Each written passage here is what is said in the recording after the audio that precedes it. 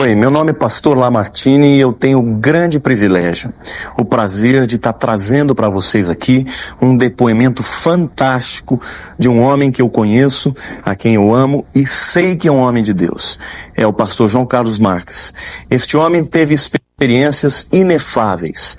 Morreu, ressuscitou e muitas outras experiências. Eu tive o privilégio de, no meu programa de televisão, durante uma semana, entrevistá-lo, onde ele pôde contar detalhes muito lindos e preciosos a respeito da sua morte e ressurreição. Nós fizemos uma fita só, compilamos, para que você pudesse ser abençoado, pudesse divulgar, levar adiante, porque certamente, entre todas as coisas que Jesus falou, ele disse que ele estaria para voltar brevemente.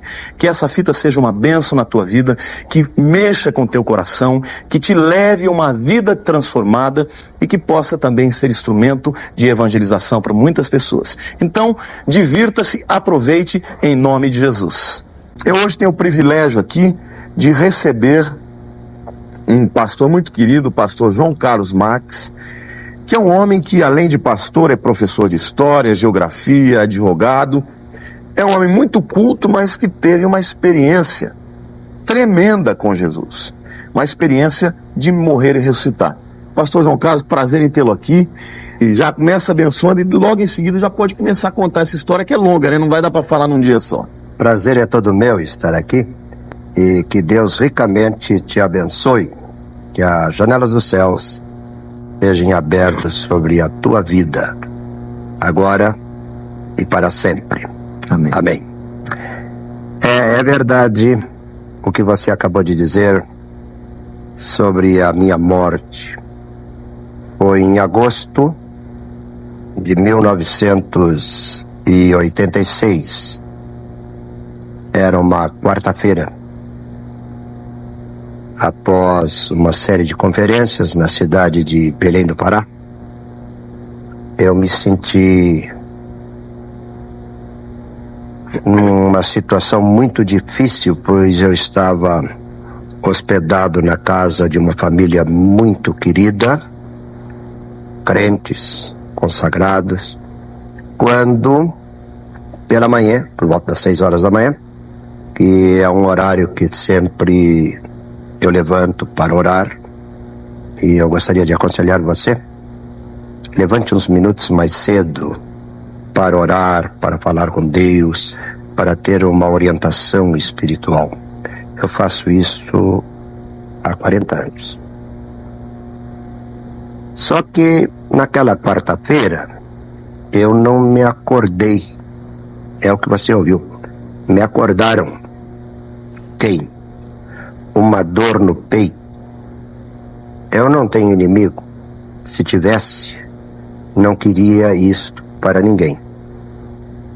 Parece que o coração se partia e essa dor subia em direção ao pescoço. Além de dor, ela ardia terrivelmente. Eu não saí da cama, eu deslizei da cama, me ajoelhei, passei a mão no travesseiro e apertei contra o peito. Eu disse, mais ou menos assim, Senhor Jesus, aqui não. Deixa eu explicar por que eu disse isso. Porque 6 anos antes, isto é, em 1980, também mês de agosto, há muitas pessoas que costumam dizer que o mês de agosto é um mês de desgosto. Mas para mim não. Aliás, para nós que estamos em Cristo, se é que você está em Cristo, é o que você ouviu.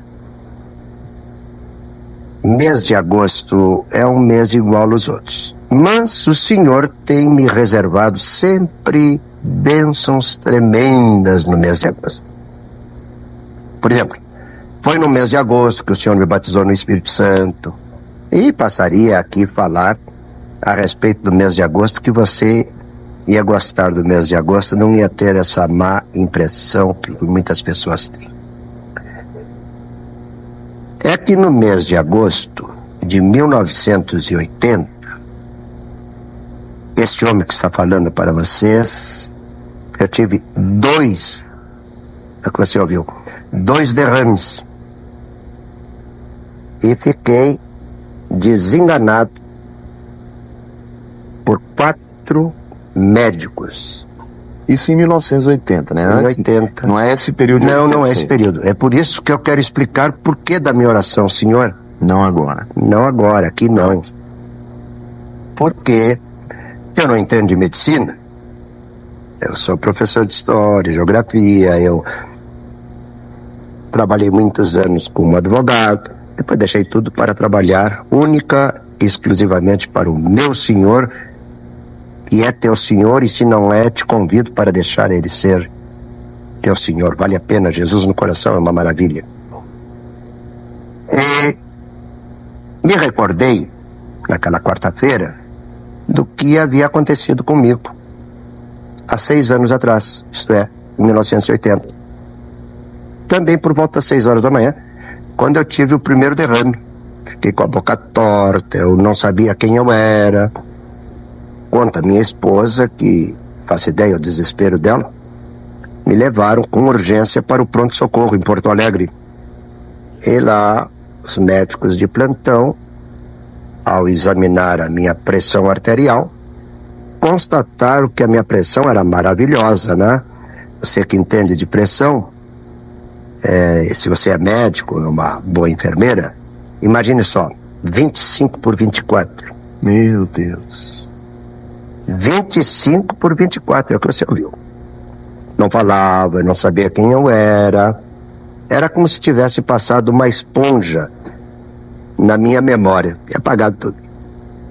E aí o médico de plantão disse: olha, quem tem cuidado dele, continue cuidando, porque não temos mais nada para fazer com essa pressão terrível, que deixar esse homem ficar nessa situação.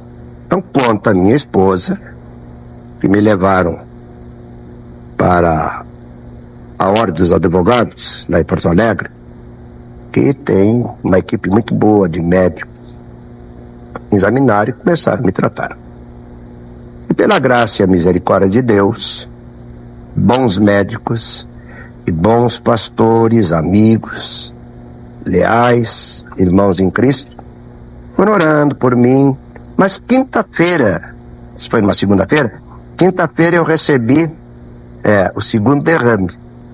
Aí sim, aí foi para destruir, a ponto de os médicos dizerem para minha esposa: este homem nunca mais vai falar. É o que você está ouvindo. Eles, note bem, os médicos não se enganaram. Eles estavam absolutamente certos. Só que todos os médicos do mundo inteiro devem conhecer o colega deles, Dr. Jesus Cristo de Nazaré. Este não falha nunca. Quando ele coloca a mão, é o que você ouviu. Se você está enfermo, teve um derrame, está todo aleijado, diga assim: Jesus, é verdade o que esse homem está dizendo? Se é, toca em mim, e ele vai tocar em você. É o que você ouviu, agora mesmo, hein? Eu fiquei curado daqueles derrames. Era uma dor terrível, eu tinha a impressão que o tampo da minha cabeça ia sair fora. E agora, tinha passado 6 anos, nunca mais houve problema nenhum, minha pressão normal. Mas agora estou em Belém do Pará. Eu moro em Porto Alegre, em Belém do Pará, quando, às 6 horas da manhã, comecei a sentir aquela dor no peito. Para mim, dor no peito ou na cabeça, eu não entendo de medicina. Foi por isso que, ao deslizar da cama e começar a orar, eu disse: Senhor, aqui não. Por quê? Porque estava longe de casa. Em casa, tinha assistência médica, carinho da família. Eu disse: Senhor, tem misericórdia de mim. E comecei a orar, e a dor apertando. Comecei a orar. Estende a tua mão e repreende essa enfermidade.